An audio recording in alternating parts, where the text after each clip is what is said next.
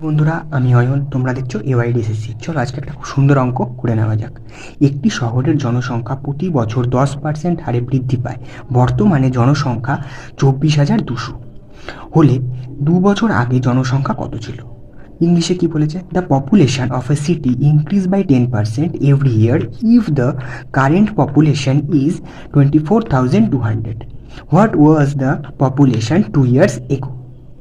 ঠিক আছে, চলো তাহলে অঙ্কটি করে নেওয়া যাক। দেখো এখানে বলেছে 10%। দেখো 1/10, 10 মানে হচ্ছে 10 আর 11। ঠিক আছে, দেখো ওখানে বলেছে কি 2 বছর। 2 বছর মানে তো এটা 2 বছর করে দিতে হবে। ঠিক আছে, এবার এটা যদি আমি 2 বছর করি তাহলে এখানে একটা 10, এখানে একটা 11 লিখলাম। ঠিক আছে, 10 কত হয় 100, আর 11 কত হয় 121। বলেছে দেখো বর্তমান জনসংখ্যা। ঠিক আছে, দেখো বর্তমানে জনসংখ্যা কত? এটা। ঠিক আছে, তাহলে 121-এর সমান হবে এটা। ঠিক আছে, মানে 24,000 হবে, সরি 24,000 হবে, 24,200 হবে। ঠিক আছে, দেখো একে কত হবে 24,200/121। ঠিক আছে, তাহলে 100-তে কত হবে? ঠিক আছে, মানে আগের জনসংখ্যা যেহেতু জানতে চাইছে, এটা তো আমাদের আগের জনসংখ্যা, তাহলে 100-তে কত হবে?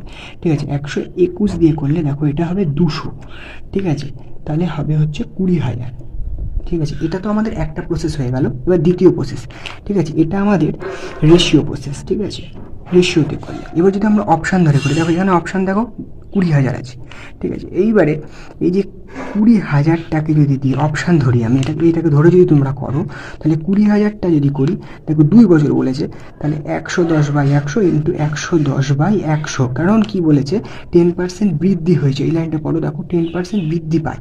তো 10% যদি বৃদ্ধি পায় তাহলে 110/100 হলো। এইবারে কেটে দাও, কাটাকুটিটা করে দাও। কাটাকুটি করে দিলে দেখো 11 তাহলে এখানে 242 হয়ে গেল।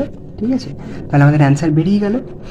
হ্যাঁ, ঠিক আছে, তাহলে তোমাদের যদি ভিডিওটি ভালো লেগে থাকে তাহলে চ্যানেলটিকে সাবস্ক্রাইব করো, কমেন্ট করো যদি কোনো রকম সমস্যা থাকে। ঠিক আছে, আর লাইক করো।